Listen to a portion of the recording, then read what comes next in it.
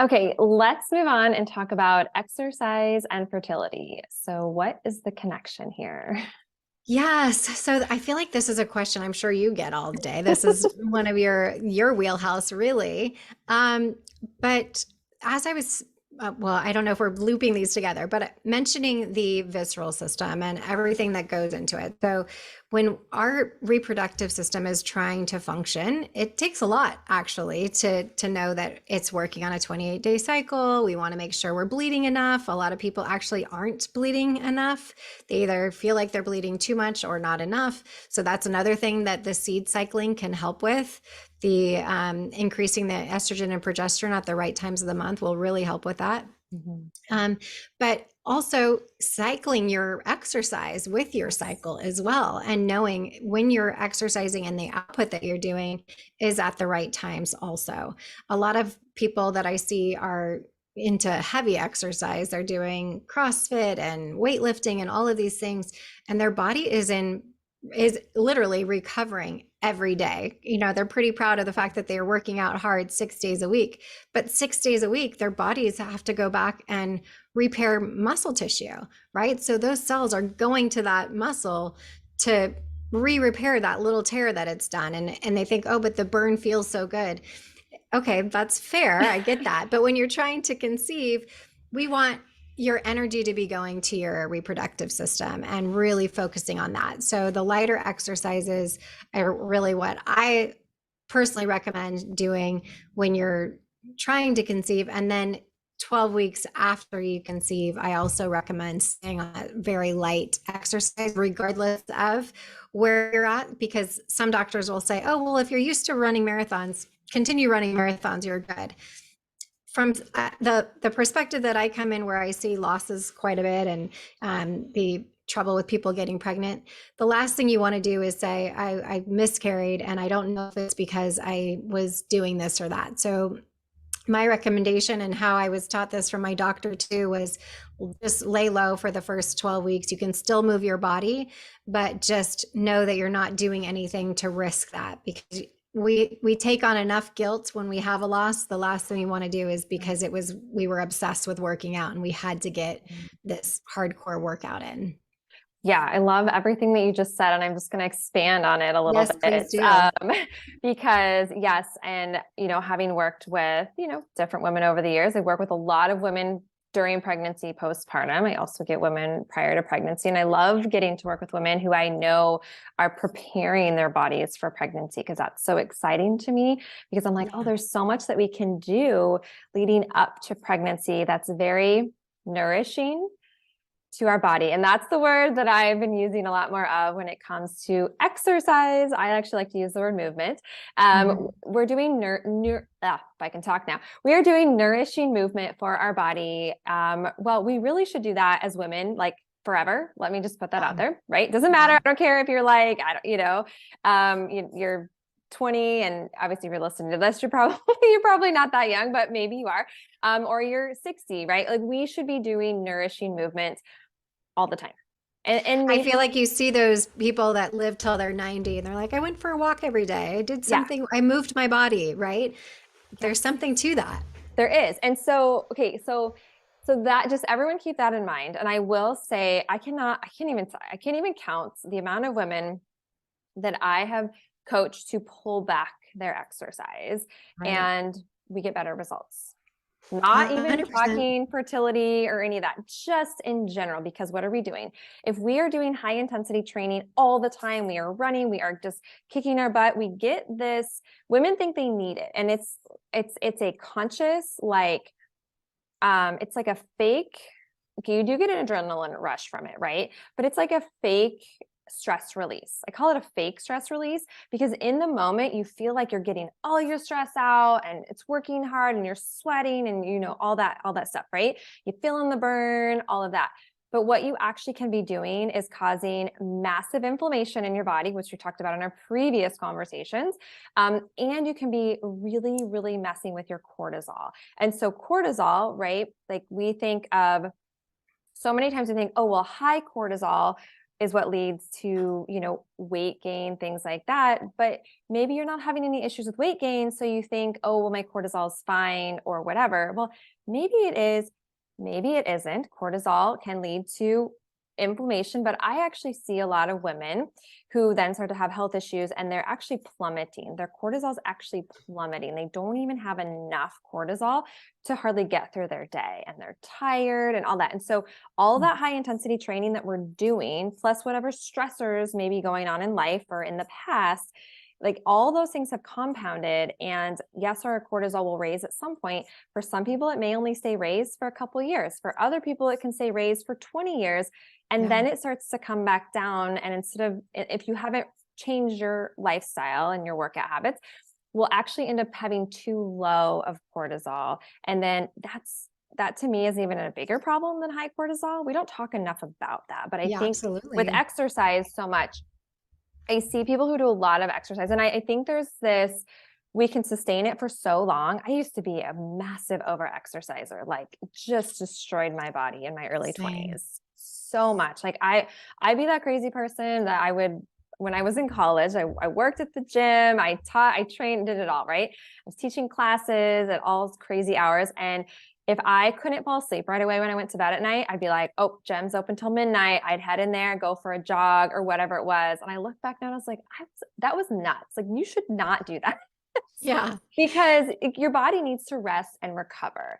So when we are constantly pushing and pushing and pushing our body, all of our energy is going to that. We're increasing inflammation. We're increasing our stress response, which is the opposite of what we want when we're trying to increase our fertility and we're trying to get pregnant.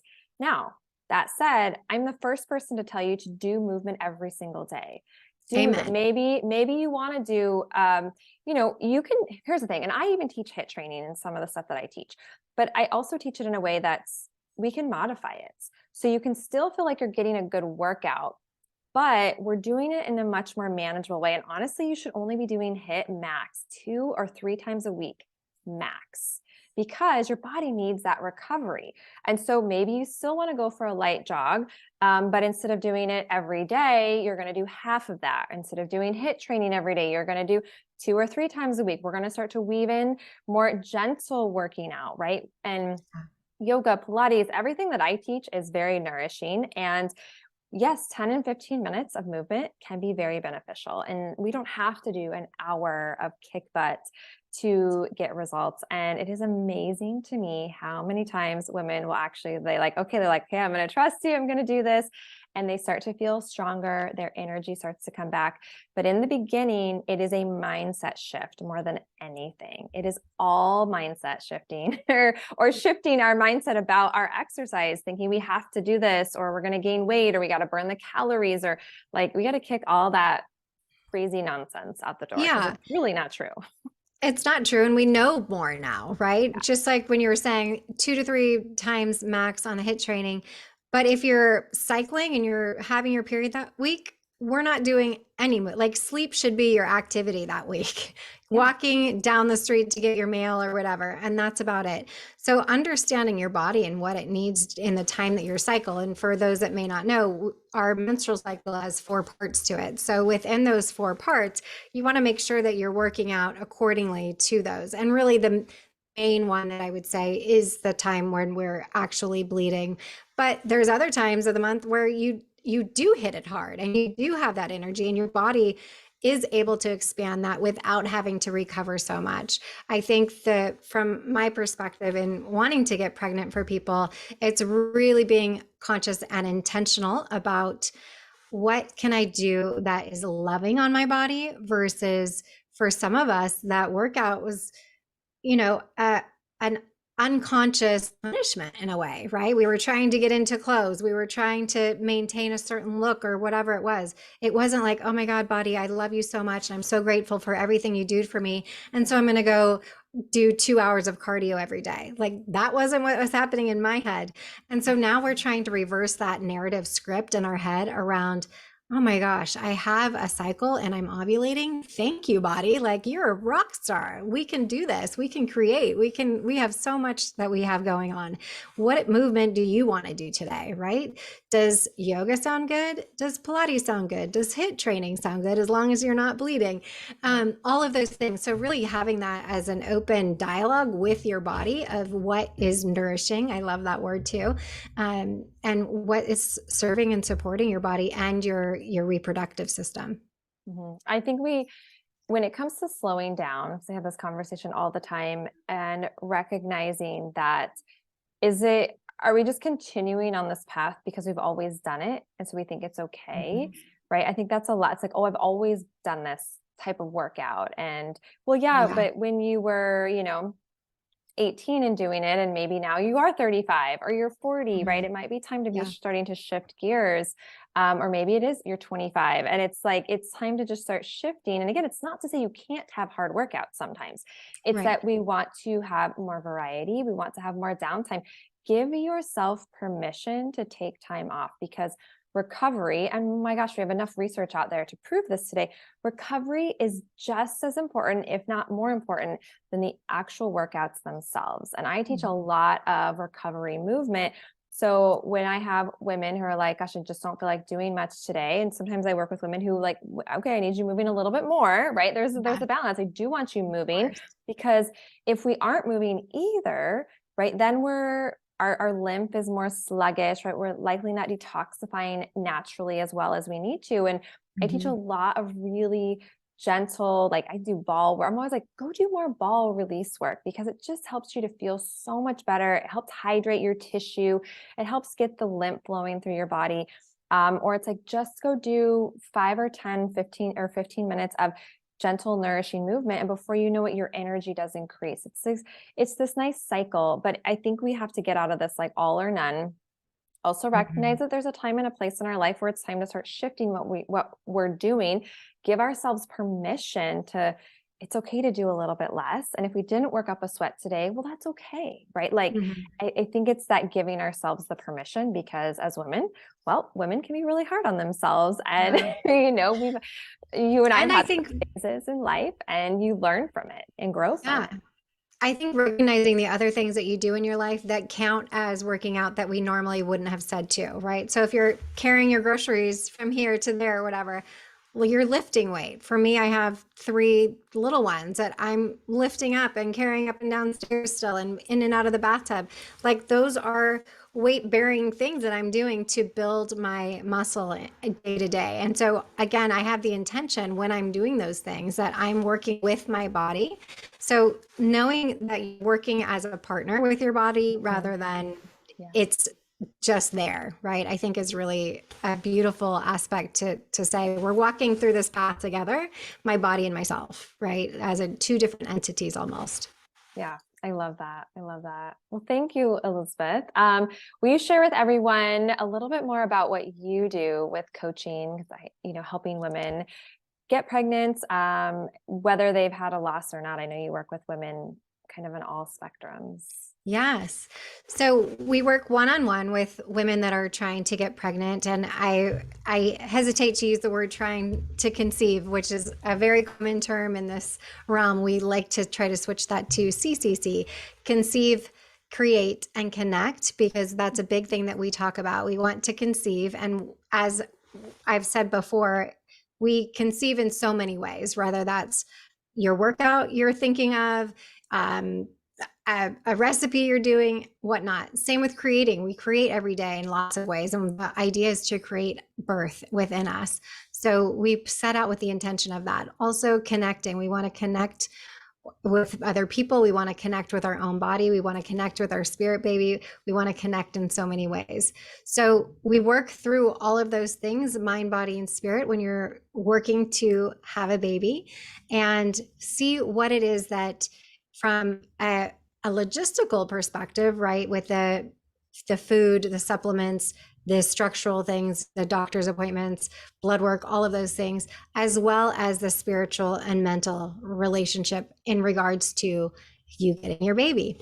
And sometimes that doesn't work out the way that we thought it would. There's lots of different ways to have your path to parenthood, and we help you work through that as well. So the good news is there's a lot of different options now. And we also work with coaching other coaches who are looking to help others on their path to help other women to get pregnant as well. So if you feel really aligned with women's health, maybe you got pregnant really easy and pregnancy was dreamy for you, and you think that you're able to help women to navigate their hormones and their diet and exercise and all of those things, join us for the Fertility Coach Academy. And you can do that as a side hustle as a fertility coach, or as a full-time job. So we have so many people that are doing lots of amazing things. We're accredited by the American Association of Drugless Practitioners. So you will also be part of that if you're a graduate of the Fertility Coach Academy. I am a bereavement doula, which I actually love that part of my job, and most people don't know what that is. And that really is somebody who shows up for families in the time of their grief. So that can be an early miscarriage all the way to stillborn. And we help those families navigate through that time and what to expect, and really to do a full circle of the grief process so that their hearts can heal, so that they can go on and live a happier life without being stuck in that spiral. So, anybody who has experienced those things, it doesn't matter if it was yesterday or 7 years ago. A lot of times people still need to work through the healing of those losses. So let them know that there is something out there of bereavement doulas, or lots of therapists out there too that work through that it's never too late to focus on healing that loss and that pain in the heart from a loss. I love that. I love the work that you're doing. We just share your website for everybody. ElizabethKing.com. Awesome. Well, thank you so much, Elizabeth. And I will link up everything below in the show notes. So Thanks, great to Erica. chat with you again, and Yes. continuing this conversation that, Yes. what women can do, and getting outside of the societal junk that's out there, right? Absolutely. Yes. Well, thanks for having me, Erica.